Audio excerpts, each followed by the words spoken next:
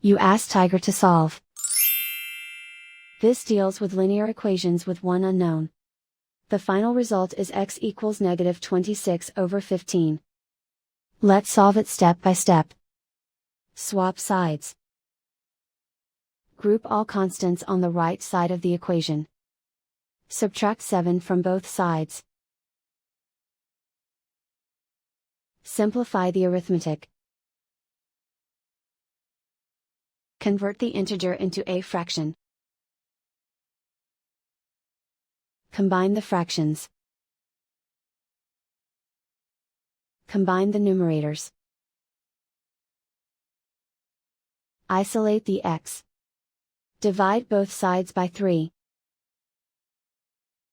Simplify the fraction. Simplify the arithmetic.